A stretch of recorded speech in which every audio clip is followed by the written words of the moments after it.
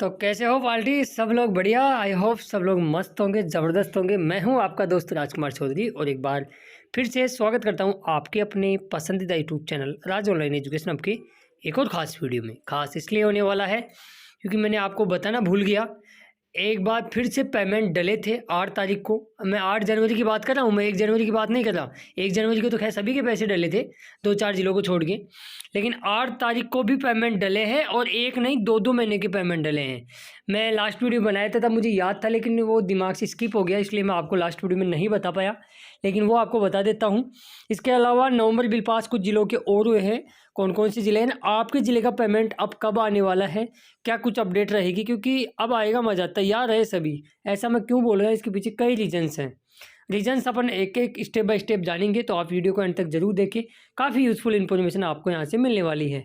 और जो साथी चैनल पर नए हैं, चैनल को अभी तक सब्सक्राइब नहीं किया है जरूर कर ले और नोटिफिकेशन बेल को दबा के उस पर क्लिक कर ले, क्योंकि हम राजस्थान बेरोजगारी भत्ते रिगार्डिंग हर एक अपडेट सबसे पहले सटीक इन्फॉर्मेशन आप तक लगातार पहुँचाते रहते हैं, आपको अपडेट करते रहते हैं। तो चलिए बिना किसी देरी स्टार्ट करते हैं वीडियो। सबसे पहले तो मैं कुछ चीज़ें आपको बता देता हूँ।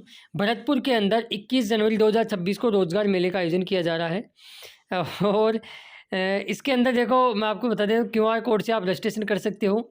और इसमें यह भी दे रखा है नीचे कि रजिस्ट्रेशन करना अनिवार्य है। जो लोग बेरोजगारी भत्ता ले रहे हैं उनको 21 जनवरी 2026 को भरतपुर रोजगार कार्यालय में नवंबर और दिसंबर जो भी अटेंडेंस उपलब्ध हो लेकर आना जरूरी है। रोजगार कार्यालय भरतपुर। अब काफ़ी लोग पूछ रहे थे कि क्या वास्तव में जाना जरूरी है क्या। देखो, वैसे रोजगार कार्यालय के द्वारा जो मेले का आयोजन किया जाता है उसमें आप जा सकते हो, अपनी किस्मत को आजमा सकते हो। वहाँ यदि आपकी इच्छा अनुसार जॉब मिलती है प्राइवेट सेक्टर में तो आप उसको ले भी सकते हो। लेकिन नहीं जाओगे तो इसका मतलब ये नहीं कि भत्ता बंद हो जाएगा, वो आप पे निर्भर करता है इसमें। लेकिन अब विभाग वाले बुला रहे हैं। अब इसमें अटेंडेंस का एक शब्द उन्होंने जोड़ दिया। हालांकि ऐसा दौसा में भी कुछ महीने पहले हुआ था कि अटेंडेंस लेकर वहाँ बुलाया गया था, लेकिन वहाँ अटेंडेंस देखी तक नहीं गई। रोजगार मेले का आयोजन था, अटेंडेंस से लेके वापस कैंडिडेट जैसे गए थे वैसे ही आ गए। तो ये आप पर निर्भर करते हैं। बाकी आप लोग समझदार हो मैं क्या कुछ कहना चाह रहा हूँ, ठीक है। मैं आपको किसी को जाने से रोक भी नहीं रहा, तो आपको ये कह रहा हूँ कि आप जा सकते हो, ठीक है। अब चलिए कुछ बिल, लास्ट वीडियो में मैंने आपको बताया था कि अजमेर के अंदर SC कैटेगरी के अंदर बिल बन गए हैं नवंबर 2025 को, लेकिन SC के अंदर भी सभी के बिल नहीं बने हैं। इस चीज़ का आप ध्यान रखें, ठीक है। जल्दी आपके बन जाएंगे। इसके अलावा दौसा का मैंने आपको यहाँ बता ही दिया था कि दौसा का भी नवंबर 2025 का बिल बन गया। लेकिन उसके बाद में साथियों आप देखोगे सिरोही डिस्ट्रिक्ट का भी आपका नवंबर 2025 का बिल है वो पास कर दिया गया ऑल कैटेगरी के अंदर। तो यदि आप सिरोही डिस्ट्रिक्ट से बिलोंग करते हो तो अपने अपने बिल को ज़रूर चेक करें। इसके अलावा हम बात करें पाली डिस्ट्रिक्ट, तो पाली डिस्ट्रिक्ट के लिए भी कहीं ना कहीं बहुत ही अच्छी अपडेट निकल के आई है कि पाली डिस्ट्रिक्ट का भी ऑल कैटेगरी के अंदर नवंबर 2025 का बिल है वो पास कर दिया गया है। तो यदि आप पाली से बिलोंग करते हो या जिन जिन जिलों का मैंने नाम लिया है, ये 4 जिलों के, तो अब तक की नवंबर 2025 के बिल बन चुके हैं। इसके अलावा इन दिनों में दिसंबर और नवंबर की अटेंडेंस लगातार चेक हो रही है। अक्टूबर की तो लगभग ऑलमोस्ट ऐसे मानिए 98% जिलों के अंदर चेक हो भी गई है। लेकिन नवंबर दिसंबर की अटेंडेंस इन दिनों में खूब चेक हो रही है। मैं इसलिए बता रहा हूँ, बार बार हर वीडियो में क्यों बताता हूँ। आप लोग सोचते होंगे यार ये चीज़ बार बार रिपीट क्यों करते हैं। ये आपकी भलाई के लिए हम करते हैं, ताकि आपको याद हो सके, क्योंकि इन दिनों में नवंबर के बिल बन रहे हैं। और यदि आपके अटेंडेंस में सेंड बैक आ गया और आपके ज़िले का बिल बन गया तो फिर आपका नहीं बनेगा। इस चीज़ का आप ध्यान रखें। तो जैसे ही वीडियो कंप्लीट होता है अपनी नवंबर और दिसंबर की अटेंडेंस को एक बार ज़रूर चेक कर ले कि कहीं सेंड बैक वगैरह तो नहीं आ रखा है। यदि आ रखा है तो तुरंत उसको 1-2 दिन के अंदर ही सेंड बैक को क्लियर कराने की कोशिश करें, ठीक है।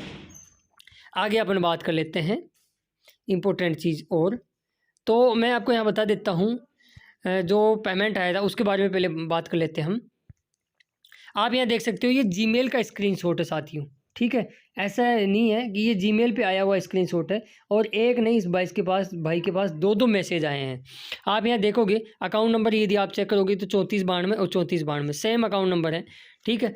तो इनका पेमेंट है वो 1600 रुपये और 4000 रुपये कैसे आ गया, ये 8 जनवरी को कैसे आ गया। अब अलवर वाले कई लोग मुझे पूछेंगे कि सर अलवर में हमारा तो नहीं है, फिर ये किसका दिखा रहे हो आप। तो मैं देखिए लगभग 6-7 लोग ऐसे मेरे से जुड़े हुए थे जिनके अकाउंट नंबर में दिक्कत थी, यानी यूँ कहे कि अकाउंट नंबर उन्होंने गलत फिल कर दिए थे और फिर उसके बाद में उन्होंने वापस से रोजगार कार्यालय में जाके अकाउंट नंबर को ठीक करवाया था। उनकी क्या है, बिल दोबारा से कैंसिल होके सही बन के गए थे, तो उनका पेमेंट आया है। आप यहाँ देख सकते हो, ठीक है। ये बिल्कुल सत्यता है। अब काफ़ी लोगों के भी ऐसी समस्या होती है कि वो जब फॉर्म भरते हैं तब या तो आईएफएससी कोड या फिर अकाउंट नंबर गलत लग जाते हैं, या यूँ कहें कि अकाउंट में होल्ड लग जाता है, अकाउंट सीज हो जाता है, अकाउंट बंद हो जाता है। तो यदि ऐसी समस्या किसी के भी साथ यदि आ रही है, तो आप एक चीज़ का ध्यान रखें, अपने रोज़गार कार्यालय में जा सकते हो। लेकिन जैसे मान लो अकाउंट नंबर गलत लग गया, आईएफएससी कोड गलत लग गए, तो आप अपनी पासबुक लेके जाइए ओरिजिनल और फोटोकॉपी, वहाँ जाके उसको ठीक करवा सकते हो। और उनको एक एप्लीकेशन दे कि जो मेरे पूर्व में बिल बने हुए हैं, एक नागौर से भी कल एक फ़ोन आ रहा था उस भाई का, तो उनको भी मैं बताना चाहूँगा। तो रोज़गार कार्यालय में एक एप्लीकेशन दे के आइए सिंपली आप कि मेरे ये महीने के बिल बन गए और इनमें आईएफएससी कोड गलत था, इसलिए मेरा पेमेंट नहीं आया है। तो वो दोबारा से उन बिलों को कैंसिल करके रिवर्ट बिल भेजेंगे, और रिवर्ट बिल का ही नतीजा इस भाई के पास जो कि उनके 2 महीने का पेमेंट आ गया। हालांकि इसका 4 महीने का पेमेंट बकाया है, 2 महीने का तो आ गया।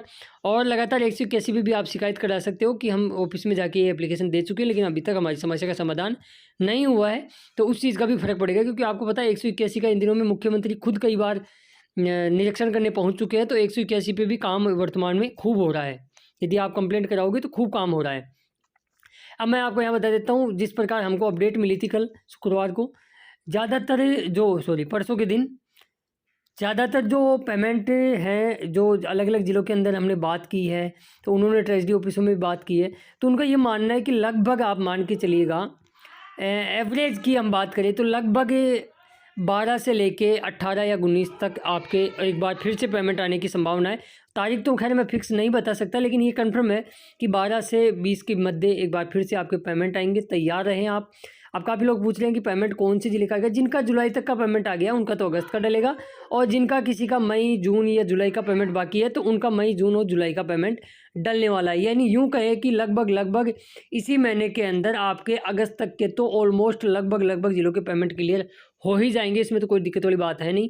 बाकी सितंबर अक्टूबर का पेमेंट आपका इकट्ठा पेमेंट आएगा, क्योंकि ज़्यादातर जिलों में जो बिल पास हुए हैं वो 7 बिल पास हुए हैं, कि जिस दिन सितंबर का हुआ उस दिन अक्टूबर का भी हुआ है। ऐसे बहुत से ज़िले हैं जिनके अंदर 7 बिल बने हैं, तो 7 बिल बने हैं तो इसी के लिए भी वो 7 जाएंगे, और 7 जाएंगे तो जाहिर सी बात है कि आपका पेमेंट भी आपको एक साथ देखने को यहाँ मिलने वाला है।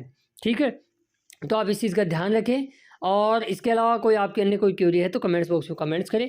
हम मिलेंगे नेक्स्ट वीडियो में खास अपडेट के साथ, और इस वीडियो को अपने दोस्तों मित्रों में जरूर शेयर करें। और आपसे लास्ट में निवेदन कि चैनल पे नए हो, चैनल को अब तक सब्सक्राइब नहीं किया जरूर कर लें, नोटिफिकेशन बेल को दबा के ऑल पे क्लिक कर लें।